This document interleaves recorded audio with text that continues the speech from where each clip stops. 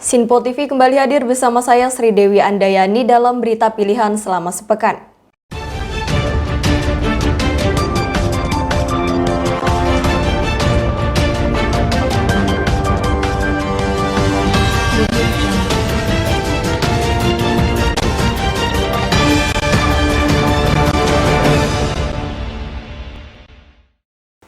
Pihak Kelurahan Sunter Agung beserta pengurus RW dan petugas Satpol PP melakukan kegiatan berkeliling kampung guna mengingatkan para warga di lingkungannya agar tidak mudik lebaran pada tahun ini.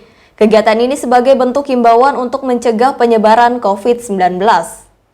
Pihak Kelurahan Sunter Agung berkeliling kampung mengingatkan warga di lingkungannya untuk mengajak tidak mudik pada lebaran tahun ini. Himbauan larangan mudik ini untuk mencegah penyebaran virus corona yang dapat bermigrasi ke daerah dari para pemudik.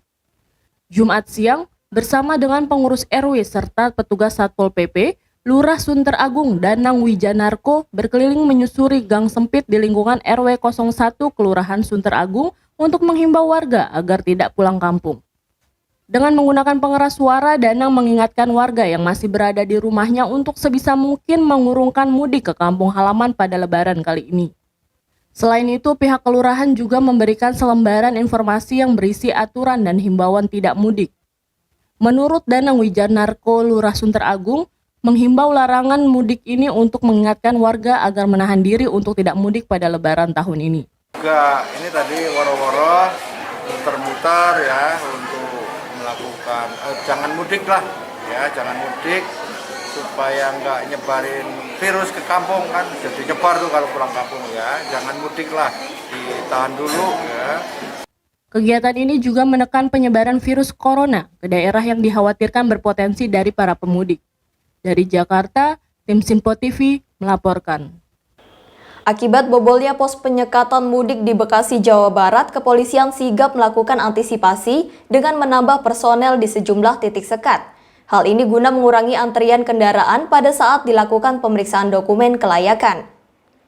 Kabid Humas Polda Metro Jaya, Kombes Pol Yusri Yunus, menyatakan akan menambah kekuatan di setiap perbatasan pos penyekatan terkait pelarangan mudik. Hal ini dilakukan akibat bobolnya penyekatan mudik di Bekasi pada Minggu malam 9 Mei 2021.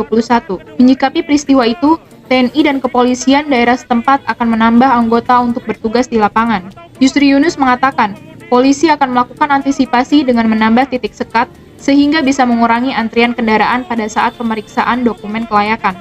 Lebih lanjut, Yusri meminta kepada seluruh masyarakat untuk tidak memaksakan mudik dan tetap mengikuti kebijakan pemerintah demi mengurangi penyebaran dan perpindahan COVID-19 ke daerah-daerah. Ya, kita akan tambah, Mas, dari TNI Polri sudah kita rapatkan tadi barusan, kita akan tambah ya kekuatan dari kegiatan tadi malam, tambah personil, tambah penyekatan, tambah bukan gandakan lagi, kita akan tambah penyekatan itu. Jadi setiap masuk mungkin seper 3 km akan ada penyekatan atau per 5 km penyekatan, disekat sampai dengan kembali. Dari Jakarta, Natasha Alko, Halida Dianisina melaporkan untuk Sinpo TV. Guna mengantisipasi masyarakat yang melakukan mudik melalui jalur laut, petugas gabungan dari Kesatuan Penjagaan Laut dan Pantai beserta Distrik Navigasi Tanjung Priok melakukan penyekatan di area perairan Teluk Jakarta. Petugas gabungan dari Kesatuan Penjagaan Laut dan Pantai beserta Distrik Navigasi Tanjung Priok melakukan penyekatan di sekitar perairan Teluk Jakarta guna mengantisipasi adanya warga yang melakukan perjalanan mudik melalui jalur laut. Hasilnya petugas mendapati 3 kapal nelayan yang mengangkut pemudik dari Jakarta dengan tujuan Kerawang dan Cirebon. Dengan menerjunkan 2 unit kapal negara berikut 6 unit kapal RIB, puluhan petugas Kesatuan Penjagaan Laut dan Pantai beserta petugas dari Distrik Navigasi Tanjung Priok melakukan patroli gabungan penyekatan perjalanan mudik jalur laut di sekitar perairan Teluk Jakarta Minggu sore. Hasilnya petugas mendapatkan 3 kapal nelayan yang mengangkut pemudik dengan tujuan Kerawang dan Cirebon. Guna mengelabui petugas, sejumlah calon pemudik seolah-olah tengah melakukan aktivitas memancing dari atas kapal. Selain itu, 2 kapal nelayan mencoba kabur, namun akhirnya dapat dikejar petugas yang menggunakan kapal cepat RIB. Saat dilakukan himbauan untuk putar arah ke lokasi keberangkatan, salah seorang pemudik menangis dan meminta agar diizinkan melanjutkan perjalanan. Bahkan salah seorang penumpang sempat marah-marah, namun akhirnya dapat ditenangkan petugas. Hari ini kita dengan 2 kapal dan dengan RIB mengadakan patroli dari Jagaan Laut dan Pantai Tanjung Priok dan Distrik Navigasi Tanjung Priok. Tadi sudah sama-sama kita ketahui ada 3 kapal yang mengaku nelayan dengan tujuan mudik ke Kerawang, Subang, dan sekitarnya. Yang satu berhasil kita giring, yang 2 tadi mencoba melarikan diri, tapi RIB kita mengejar dan 3 kapal dengan tujuan mudik, 3-tiganya berhasil kita himbau. Tadi sama-sama kita lihat agak berat kita memberikan proses penyadaran untuk kembali ke Jakarta, ada yang nangis, bahkan ada yang marah-marah, tapi alhamdulillah seluruhnya sepakat sadar untuk kita kawal kembali dengan tetap memperhatikan aspek keselamatan. Seluruhnya kita bagi-bagikan life jacket penumpang. 3 kapal masing-masing, 1 penumpangnya ada 9, yang kedua kapal kedua ada 9, dan kapal ketiga ada 10.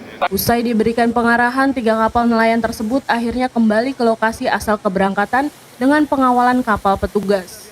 Patroli ini sendiri akan dilangsungkan sepanjang masa peraturan pelarangan mudik mulai tanggal 6 hingga 17 Mei mendatang. Dari Jakarta, tim Sinpo TV melaporkan. Meski penyekatan arus mudik sudah dilakukan oleh petugas di sejumlah titik, namun masih ada saja pemudik yang tetap nekat berusaha menerobos. Lantas bagaimana situasi di lokasi penyekatan sebelum Hari Raya Idul Fitri? Tim Sinpo TV melaporkan langsung dari lokasi titik penyekatan di sejumlah wilayah. Dari pantauan kami di H-2 Lebaran pada tanggal 11 Mei 2021, tepatnya di kawasan Kedung Waringin, Kabupaten Bekasi, arus mudik saat ini terlihat sangat padat. Kepadatan ini dipenuhi pengendara motor yang baru saja pulang kerja dan para pemudik. Selain itu, pada hari ini sebanyak 408 motor yang telah diminta putar balik karena tidak memenuhi dokumen syarat jalan. Menurut pihak kepolisian, kepadatan selalu terjadi pada malam hari, dan keterangan yang kami dapatkan, pengendara pada hari ini menurun dibandingkan hari pertama adanya larangan mudik. Kami ingatkan juga bahwa pihak otoritas terkait, baik pihak pemerintah maupun kepolisian, memberlakukan larangan mudik ini bagi kendaraan pribadi maupun kendaraan umum jika tidak memiliki kepentingan mendesak. Kalau untuk kendaraan motor, sampai dari jam 8 sampai jam 3-an, itu sekitar 408 motor yang udah diputar balikan gitu. Untuk yang boleh melanjutkannya ini pemudik ya. Misalnya dalam keadaan darurat, orang tuanya sakit keras, ibu hamil gitu kan, atau TKI yang pulang dari luar negeri, dan itu adalah mendapatkan isolasi di Wisma Atlet juga. Dan juga kalau kita kembalikan TKI itu mau kembali kemana mereka, makanya ya silakan aja lanjut gitu. Tapi yang jelas ada tes swabnya, ada isolasi mandirinya gitu kan. Khusus bagi penduduk Jakarta gitu ya kita kembalikan gitu kan. Kalau untuk lonjakan pemudik ya dalam 4 hari inilah, mulai dari malam mingguan, Minggu, dan Senin, Selasa ini gitu. Tapi nggak tahu juga apakah kemarin puncaknya, apakah hari ini gitu.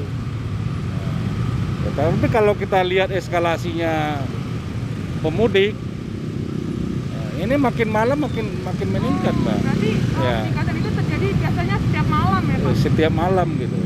Kalau siang hari agak berkurang dari pagi, dan juga mungkin ya rame ini juga dibarengi oleh orang pulang kerja. Demikian laporan kali ini dari Bekasi, Natasha Alko, Halida Dianisina melaporkan untuk Sinpo TV. Pada H-1 menjelang Lebaran, tepatnya pada tanggal 12 Mei 2021, di kawasan pos penyekatan Jatiuung, Kota Tangerang, terpantau arus lalu lintas berjalan normal, tidak ada kepadatan yang terjadi. Pada H-1 Lebaran Idul Fitri tahun ini, tepatnya tanggal 12 Mei 2021, di kawasan pos penyekatan Jatiuung, Kota Tangerang, arus lalu lintas terpantau normal dan tidak terjadi kepadatan seperti hari-hari sebelumnya. Kendaraan yang melintas sekitar pos penyekatan Jatiuung didominasi warga lokal. Hingga pukul 12.30 siang, hanya 10 kendaraan roda 2 dan 1 kendaraan roda 4 yang telah diminta putar balik, karena diduga akan melaksanakan perjalanan mudik dan tidak memenuhi dokumen perjalanan. Menurut data kepolisian, puncak arus mudik tahun ini terjadi pada malam hari tadi. Sedikitnya 182 kendaraan yang diputar balikan. Dari informasi yang kami dapatkan di lapangan, bahwa jumlah pengendara pada hari ini menurun dibandingkan hari-hari sebelumnya. Seperti yang sudah disampaikan pemerintah, bahwa pemerintah telah mengeluarkan larangan mudik pada tahun ini, baik bagi kendaraan pribadi maupun kendaraan umum.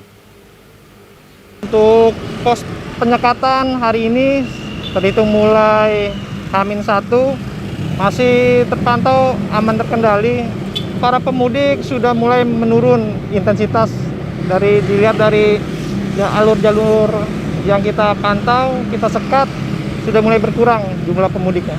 Untuk hari ini berapa kendaraan Pak yang diputar? Terpantau dari mulai jam 8 tadi sampai dengan saat ini 1 mobil KR4 dan 10 KR2 sepeda motor.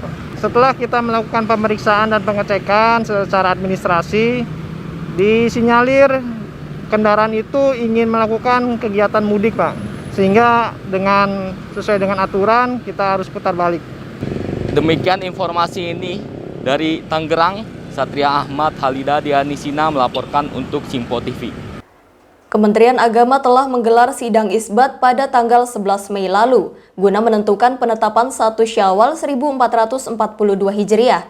Rangkaian sidang isbat ini diawali dengan seminar posisi hilal yang dapat diikuti oleh masyarakat secara virtual dan diakhiri dengan konferensi pers. Tim Unifikasi Kalender Hijriah Kemenak yang menyatakan tinggi hilal di seluruh Indonesia di bawah ufuk. Pada tahun ini ruqyah dilaksanakan Kemenak pada 88 titik di Indonesia. Di 88 titik tersebut peruqyah tidak dapat melihat hilal. Karena 2 alasan tersebut, sidang isbat menyepakati untuk menyempurnakan bulan Ramadan menjadi 30 hari, sehingga 1 Syawal 1442 Hijriah jatuh pada hari Kamis, 13 Mei tahun 2021. Karena saat ini masih dalam situasi pandemi COVID-19, maka sidang isbat dilakukan dengan mengikuti protokol kesehatan. Di tengah suasana pandemi, ribuan jamaah memadati Masjid Agung Al-Azhar Kebayoran Baru, Jakarta Selatan untuk mengikuti sholat Idul Fitri 1442 Hijriah. Dalam pelaksanaan sholat Id ini, seluruh jamaah diwajibkan menerapkan protokol kesehatan demi mencegah penyebaran pandemi COVID-19. Masjid Agung Al-Azhar menggelar sholat Idul Fitri di tengah pandemi COVID-19. Ribuan jamaah memadati Masjid Agung Al-Azhar, Kebayoran Baru, Jakarta Selatan untuk mengikuti sholat Idul Fitri 1442 Hijriah. Tahun kedua Lebaran di tengah pandemi COVID-19, Masjid Agung Al-Azhar Kebayoran Baru, Jakarta Selatan menggelar sholat Idul Fitri 1442 Hijriah. Setiap jamaah yang akan masuk area Masjid Al-Azhar dicek suhu tubuhnya. Para jamaah juga diwajibkan menggunakan masker, membawa sajadah dan berwudu dari rumah. Pihak masjid sudah memberi jaga jarak antar jamaah. Pelaksanaan sholat Id dimulai pukul 7 pagi. Yang bertugas sebagai khotib ialah Mas Adi Sultani dan Imam Ahmad Khotib. Tema khutbah yang diangkat pada sholat Id kali ini yaitu profil insan yang bertakwa. Masjid Agung Al-Azhar hanya menyediakan tempat sholat untuk 7.500 jamaah dari kapasitas tampung 15.000 jamaah. Jauh-jauh hari ya, Masjid Agung Al-Azhar sudah memberikan penjelasan kepada jamaah semua. Jadi yang dilakukan Masjid Agung Al-Azhar adalah tetap menjaga protokol kesehatan sesuai yang dianjurkan oleh pemerintah. Sementara itu, bagi sebagian umat Islam menunaikan sholat Idul Fitri bersama saudara-saudari seiman, mampu menciptakan kebersamaan serta sedikit mengobati rindu keluarga di kampung halaman, karena tak bisa mudik karena aturan pemerintah. Hari ini kita tidak boleh mudik. Iya. Jadi saya yang mengalah untuk mengikuti suami. Nangis, Mbak. Karena pengennya mudik sebenarnya. Pingin banget mudik sama keluarga dan anak. Hari ini kami terpisahkan. Anak-anak lebaran di Makassar. Saya dengan suami di sini. Insya Allah nanti ini melanjutkan ke rumah keluarga. Ya, karena kita ya tahun kemarin kita udah di rumah, terus tahun ini kayaknya udah mulai protokol kesehatan di masjid ini, di Al-Azhar ini udah terlalu rapi banget kita lihat, dan kita memilih untuk di Al-Azhar ini. Dan ini di lapangan terbuka, bukan di dalam masjid. Dalam pelaksanaan sholat Idul Fitri kali ini, tak lupa jamaah memanjatkan doa agar pandemi COVID-19 segera berlalu dari Indonesia. Tak hanya itu, mereka juga berharap dapat kembali dipertemukan dengan perayaan Idul Fitri tahun depan bersama keluarga tercinta. Dari Jakarta, Halida Dianisina melaporkan untuk Simpo TV. Khusus Hari Raya Idul Fitri 1442 Hijriah, Kementerian Hukum dan HAM memberikan remisi atau pengurangan masa tahanan bagi 4.847 narapidana yang berada di lapas dan rutan DKI Jakarta. Remisi ini diberikan kepada narapidana yang telah menjalankan 2/3 masa hukuman. Kementerian Hukum dan HAM memberikan remisi atau pengurangan masa tahanan terhadap 4.847 narapidana yang ada di lapas dan rutan wilayah DKI Jakarta. Pemberian remisi ini diberikan kepada narapidana yang telah menjalani 2/3 masa hukuman. Pemberian remisi ini dilakukan langsung berbarengan dengan pelaksanaan sholat Idul Fitri di Rutan Cipinang, Jakarta Timur. Remisi khusus kepada 4.847 narapidana ini diberikan dalam rangka Hari Raya Idul Fitri. Dari total narapidana yang diberikan remisi Idul Fitri ini, sebanyak 39 diantaranya mendapat remisi bebas. Khusus Hari Raya Idul Fitri kepada perwakilan narapidana yang pada hari ini berjumlah lebih kurang 4.847 orang. Jadi remisi yang diberikan kepada narapidana di Provinsi DKI Jakarta ini jumlahnya adalah 4.847 orang. Dari jumlah penghuni di Lapas Rutan DKI Jakarta ini ya adalah 18.138 orang. Padahal kapasitasnya hanya untuk 5.791 orang. Saat ini diisi oleh 18.138 orang. Dengan rincian jumlah tahanan sebanyak 5.411 orang dan narapidana sebanyak 12.727 orang. Sedangkan yang memenuhi syarat untuk diusulkan remisi khusus Idul Fitri tahun 2021 hanya sebanyak 4.837 orang. Kalau dihitung persentase itu mencapai 38%. Berdasarkan arahan pimpinan, maka Kepala Kantor Wilayah Kementerian HAM DKI Jakarta telah memerintahkan kepada jajaran masyarakatan untuk melaksanakan kegiatan pemantauan dan penyiapan pelaksanaan sholat Idul Fitri. Dan sebagaimana juga yang kita ketahui bahwa saat ini kondisi lapas rutan DKI Jakarta alhamdulillah dalam kondisi kondusif. Amin ya rabbal alamin. Dapat remisi langsung bebas itu jumlahnya 39 orang di seluruh DKI Jakarta ya. Nah, sementara yang lainnya yang masih menjalani sisa pidananya yaitu sebanyak 4.808 orang. Pemberian remisi ini berhasil memangkas jumlah tahanan maupun narapidana di DKI Jakarta sebesar 38%. Dari Jakarta, tim Sinpo TV melaporkan. Rumah Tahanan Kelas 1 Cipinang, Jakarta Timur meniadakan kunjungan Idul Fitri bagi keluarga dan warga binaan yang berada di dalam rutan demi mencegah pandemi COVID-19. Meski tidak ada kunjungan, pihak rutan tetap memfasilitasi setiap keluarga tahanan yang berkunjung agar dapat menitipkan makanan dan barang kepada petugas. Demi memutus angka penyebaran COVID-19 di lingkungan rutan, Rutan Kelas 1 Cipinang, Jakarta Timur meniadakan kunjungan Idul Fitri bagi keluarga dan warga binaan yang berada di dalam rutan tersebut. Meskipun kunjungan ditiadakan, pihak rutan memfasilitasi keluarga untuk menitipkan makanan maupun barang untuk disampaikan kepada warga binaan. Rumah Tahanan Kelas 1 Cipinang, Jakarta Timur resmi meniadakan kunjungan Idul Fitri bagi para keluarga dan warga binaan. Hal ini dilakukan guna meminimalisir penyebaran COVID-19 khususnya di dalam rutan. Walaupun kunjungan rutan ditiadakan, pihak rutan memfasilitasi kepada keluarga apabila hendak menitipkan makanan dan barang-barang yang diberikan keluarga kepada para warga binaan yang berada di dalam rutan. Tak hanya menitipkan makanan, pihak rutan juga memfasilitasi keluarga apabila hendak melakukan kunjungan terhadap warga binaan, namun masih secara daring.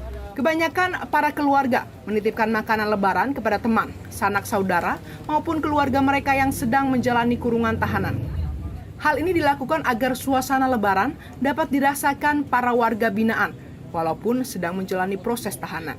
Ya makanan lebaran aja, ketupat, sayur, daging, ayam, dan yang lain-lain obat juga. Buat siapa Pak? Buat anak saya. Oh di dalam? Iya. Tapi nggak sempat belum boleh bisa ketemu ya Pak ya? Iya belum boleh ketemu. Ini udah tahun keberapa Bapak nitip makanan Tahun kedua. Tahun kedua. Jadi tahun lalu Idul Lebarannya juga nitip makanan lagi. Betul. Oke. Mekanismenya bagaimana Pak menurut Bapak? Mekanisme pemberian makanannya bagaimana untuk bagus, penerimaannya bagus, cukup bagus, pelayanannya gitu ya. Jadi lebih mudah ya, lebih mudah gitu pelayanannya.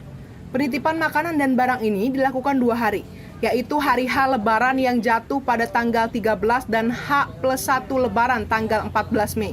Izin kami Pak Kepala Rutan menyampaikan bahwa berdasarkan edaran dari Dirjen untuk pelayanan kunjungan penitipan barang diizinkan, namun hanya penitipan barang kepada WBP ya, dan penitipan barang tersebut pun dengan ada mekanisme yang kami lakukan seperti untuk dilaksanakan penggeledahan terhadap barang-barang tersebut untuk mengantisipasi masuknya barang-barang yang dilarang. Kemudian kami melakukan 2 kali penggeledahan. Yang pertama dengan melakukan penggeledahan secara manual di depan, kemudian nanti di dalam area P2U juga kami lakukan penggeledahan dengan menggunakan mesin X-ray. Kemudian untuk mengenai barang yang dititipkan dilakukan penggantian plastik kemasannya, dan nanti sebelum masuk ke dalam akan dilakukan penyemprotan desinfektan untuk mengantisipasi penyebaran COVID-19. Kemudian untuk pelaksanaan kegiatan ini tetap kami berdasarkan menjaga protokol kesehatan. Untuk kegiatan penitipan barang ini dilakukan selama 2 hari, hari ini dan besok tanggal 14 Mei.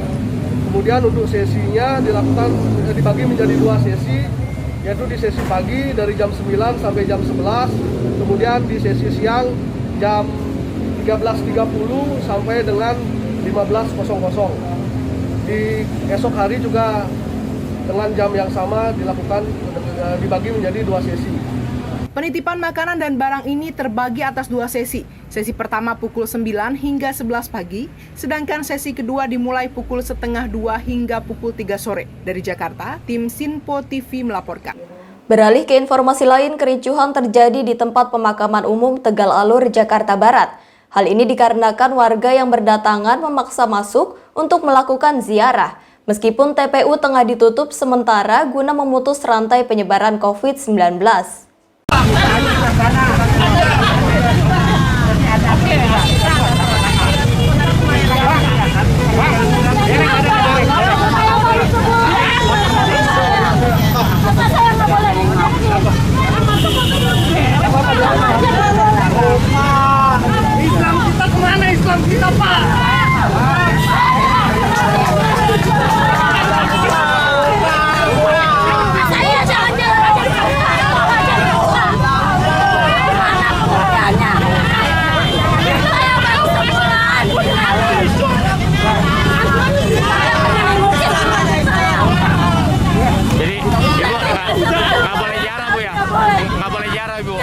Ini Pak. Boleh ya, gimana? Sekarang Ya nih, kita nanya. saya buka masker nih Pak ya. Ya. Di sini ditutup. Ya. Ya kan? Pedagang yang lain anggap nggak apa-apa Pak, bebas. Gitu. Kenapa kita parkir di sini mau ditaruh di tisu? Jadi ini mengganggu warga yang mau ziarah Pak ya? Iya Pak, kalau gua Pak sekarang di pemakaman ditutup. Lihat mo, orang-orang pada makan, belanja apa semua Pak, Islam Pak. Meski TPU ditutup dalam rangka larangan ziarah hari raya guna memutus mata rantai penularan pandemi COVID-19 yang mulai diberlakukan pemerintah, namun warga tetap berdatangan untuk ziarah. Bahkan, kericuhan pun terjadi di TPU Tegal Alur, Jakarta Barat, saat warga memaksa masuk ke area pemakaman yang dihadang petugas. Kericuhan pecah saat peziarah berusaha masuk ke area pemakaman Tegal Alur, Jakarta Barat yang ditutup petugas untuk kegiatan ziarah Jumat pagi. Ibu dari pagi udah di sini, Bu? Iya, saya mencoba dari pagi. Tapi belum boleh masuk.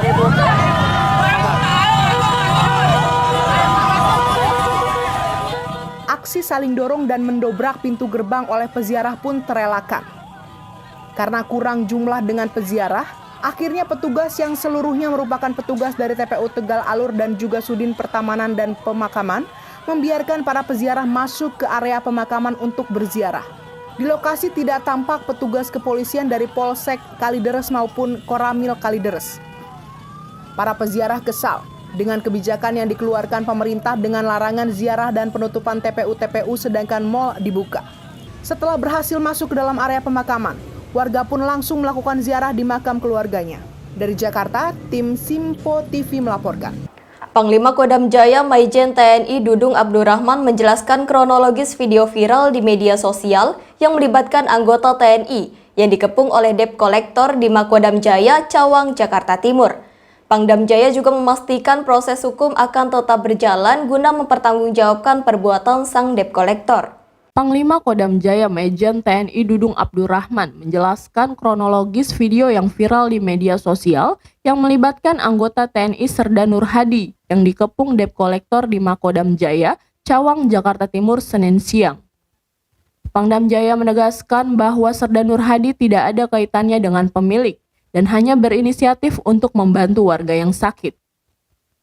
Terkait viralnya video sekelompok debt collector menarik kunci mobil yang dikendarai anggota Babinsa Koramil Cilincing, Jakarta Utara, Kodam Jaya memastikan Sersan 2 TNI Nur Hadi hanya menolong pengemudi yang membawa penumpang menuju rumah sakit.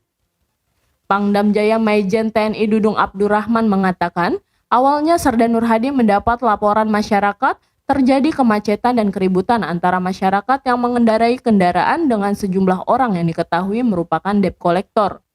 Melihat kondisi di dalam kendaraan yang berisi anak-anak dan orang tua yang sakit, Serda Nur Hadi kemudian berdialog dengan debt collector untuk membawa orang tua tersebut ke rumah sakit, tanpa mengetahui bahwa kendaraan tersebut telah menunggak selama 8 bulan. Dari hasil pemeriksaan, Serda Nur Hadi diketahui tidak ada kaitannya dengan pemilik kendaraan yang menunggak, dan hanya berinisiatif untuk menolong. Pangdam Jaya Maijen TNI Dudung Abdurrahman menyayangkan sikap debt collector yang tidak menghargai dan menghormati anggota TNI yang menjalankan tugasnya untuk menolong orang yang sedang sakit. Untuk itu, pihaknya berkoordinasi dengan Kapolda Metro Jaya untuk menumpas kegiatan debt collector yang terkait aksi premanisme. Sementara itu, Wakapolres Jakarta Utara, AKBP Nasriadi mengatakan bahwa pihaknya sampai saat ini tengah melakukan penyelidikan terhadap para tersangka. Media yang saya hormati, pada kesempatan pagi ini saya akan menyampaikan tentang masalah yang viral pada hari Sabtu, ya. Padahal kejadiannya pada tanggal 6. Perlu saya sampaikan bahwa viral yang terjadi di depan Kelurahan Semper antara debitur dengan beberapa debt collector yang memaksa untuk mengambil kendaraannya. Awal mulanya Serda Nur Hadi pada pukul 14.00 mendapat laporan dari masyarakat bahwa di depan Kelurahan Sempur ini terjadi kemacetan total.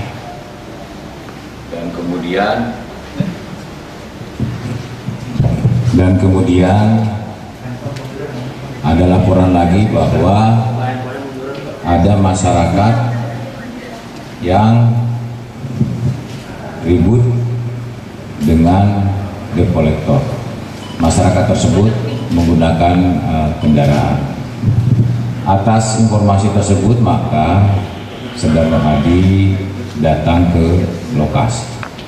Kemudian berdialog dengan debt collector. Kemudian Serda Nur Hadi melihat ada di dalam mobil ada anak-anak menangis dan ada orang tua yang kesakitan. Perlu diketahui oleh rekan-rekan, kami dari Kodam Jaya langsung bertindak untuk pertama mengamankan Serda Nur Hadi. Kemudian kita proses Serda Nur Hadi. Jangan sampai ada indikasi Serda Nur Hadi justru ada kaitannya dengan pemilik mobil yang jelas-jelas tidak melunasi.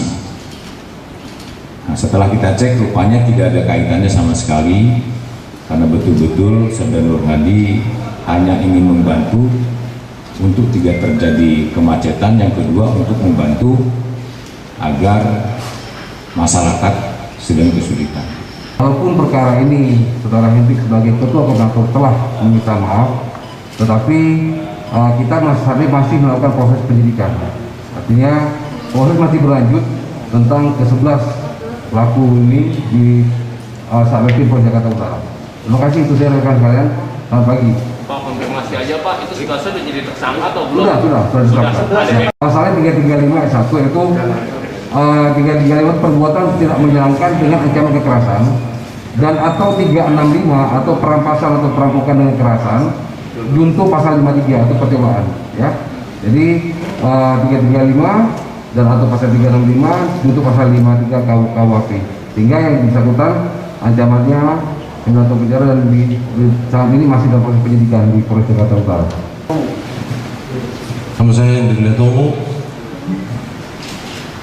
Saya yang ditugaskan sebagai eksekutor untuk mengurusi mobil tersebut, dan pada saat kejadian itu saya dan rekan-rekan sebesar-besarnya meminta maaf kepada terutama TNI Angkatan Darat dan Bapak Babinsa Pak Nur Hadin. Saya minta maaf yang sebesar-besarnya Pak atas apa yang kemarin kita lakukan, itu salah sebenarnya. Saya menyesal dengan apa yang saya lakukan kemarin. Sekali lagi Pak, saya minta maaf dan akan bertanggung jawab dengan apa yang kami sudah perbuat dengan hukum yang berlaku. Meski para debt collector tersebut telah meminta maaf, namun Pangdam Jaya memastikan proses hukum akan tetap berjalan. Untuk mempertanggungjawabkan perbuatannya, tersangka terancam pasal 335 perbuatan tidak menyenangkan dengan kekerasan dan pasal 365 terkait perampokan dengan kekerasan. Jungto pasal 53 percobaan KUHP dengan ancaman hukuman 9 tahun penjara. Dari Jakarta, tim Sinpo TV melaporkan. Kepolisian Direktorat Narkoba Polda Metro Jaya bersama Satuan Reserse Narkoba Polres Metro Jakarta Barat melakukan penggerebekan narkoba di dalam kawasan Kampung Ambon, Cengkareng, Jakarta Barat. Ratusan personil kepolisian gabungan Direktorat Narkoba Polda Metro Jaya bersama Satuan Reserse Narkoba Polrestro Jakarta Barat dan Brimob Polda Metro Jaya melakukan penggerebekan narkoba di dalam kawasan Kampung Ambon, Cengkareng, Jakarta Barat Sabtu siang hingga petang. Satu persatu titik rumah yang disinyalir kerap dijadikan tempat mengkonsumsi narkoba disisir oleh petugas. Bahkan untuk bisa masuk ke dalam, petugas mendobrak paksa pintu rumah yang terkunci rapat. Alhasil dalam penggeledahan di dalam rumah tersebut, petugas mendapati banyak senjata tajam yang tersimpan di dalam tas dan lemari pakaian. Tak hanya sejumlah rumah yang digeledah, petugas juga menyisir satu persatu gang sempit dan sejumlah orang yang keluar masuk dengan sepeda motor di dalam lokasi, yang diminta untuk langsung tiarap di aspal jalan. Bahkan seorang wanita yang kedapatan dengan barang bukti alat hisap di sebuah meja sempat berontak saat akan diamankan petugas. Petugas yang kembali melakukan penggeledahan di lokasi mendapati barang bukti alat hisap dan plastik bekas pakai narkoba sabu. Sementara narkoba jenis ganja yang sempat dibuang ke saluran air oleh seorang pria yang diamankan di lokasi turut disita petugas. Dari penggerebekan narkoba tersebut, polisi mengamankan 50 orang pelaku yang diduga kuat kerap melakukan transaksi dan mengkonsumsi narkoba di lokasi. Sejumlah senjata api rakitan dan softgun, senjata tajam, narkoba jenis sabu dan ganja, serta alat hisap narkoba sabu. Sekitar 550 orang personil yang kita turunkan di lokasi Kampung Ambon ini. Kita melakukan operasi karena memang cukup banyak laporan dari masyarakat, keresahan dari masyarakat terkait dengan penyalahgunaan narkoba yang terjadi di wilayah Kampung Ambon ini. Sehingga hari ini kita melakukan penertiban, kita melakukan operasi, kita melakukan penyisiran di lokasi-lokasi yang sudah kita gambar sebelumnya. Dan dalam kegiatan ini kita berhasil mengamankan lebih dari 50 orang yang terlibat dalam kegiatan penyalahgunaan narkoba tersebut, dan beberapa barang bukti kita temukan seperti puluhan senjata tajam dengan berbagai jenis. Kemudian kita juga menemukan 2 senjata rakitan dan 5 peluru tajam, 3 senjata jenis airsoft gun, senapan angin, alat timbang, ada drone juga, ada petasan, minuman keras, beberapa ranmor yang juga kita amankan. Ini kita sedang kumpulkan, kita sedang datakan, dan akan kita tindak lanjuti, kita bawa ke Polres Metro Jakarta Barat. Kalau untuk narkobanya sendiri, apa yang diamankan? Kalau dari narkoba kita mengamankan, kita belum bisa sampaikan jumlahnya, tapi ada ganja, juga ada sabu yang kita temukan. Dari yang diamankan ini, mereka rata-rata pengguna, pelanggan, atau pengelola tempat ini sendiri, Pak? Berbagai jenis peran yang nanti akan kita periksa. Apakah peran mereka di dalam kegiatan penyalahgunaan narkoba yang ada di wilayah Kampung Ambon ini. Meski beberapa kali kerap digerebek polisi, namun kawasan Kampung Ambon Cengkareng tersebut tetap saja menjadi sarang peredaran narkoba. Polisi pun berencana Kampung Ambon tersebut akan diubah stigmanya menjadi Kampung Tangguh Jaya.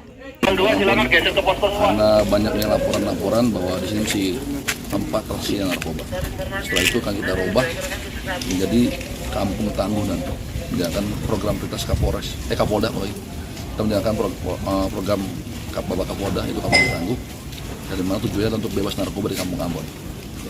Kita akan membuat statement, membuat kampung ini bebas narkoba.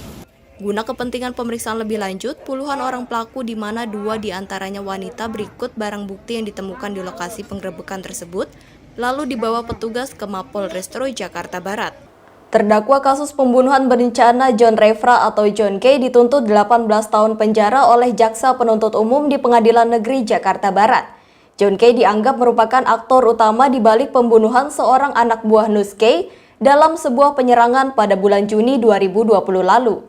Terdakwa kasus pembunuhan berencana John Refra alias John K dituntut hukuman 18 tahun penjara oleh Jaksa Penuntut Umum di Pengadilan Negeri Jakarta Barat Selasa sore. John K dianggap sebagai aktor utama di balik pembunuhan seorang anak buah Nus K dalam sebuah penyerangan pada bulan Juni tahun 2020 lalu. Pengadilan Negeri Jakarta Barat menggelar sidang lanjutan kasus dugaan pembunuhan berencana yang dilakukan kelompok John K Selasa sore. Dalam sidang beragendakan pembacaan tuntutan, John K dan 6 terdakwa lain mengikuti persidangan secara virtual, dan hanya kuasa hukum terdakwa yang hadir di ruang persidangan.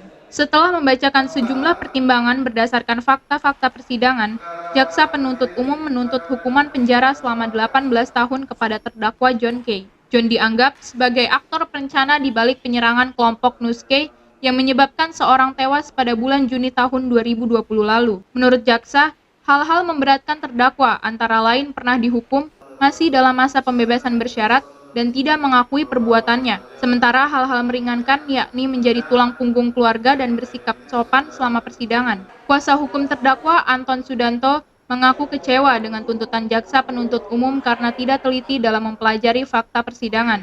Atas tuntutan jaksa tersebut, tim kuasa hukum akan mengajukan pledoi pada sidang lanjutan tanggal 17 Mei mendatang.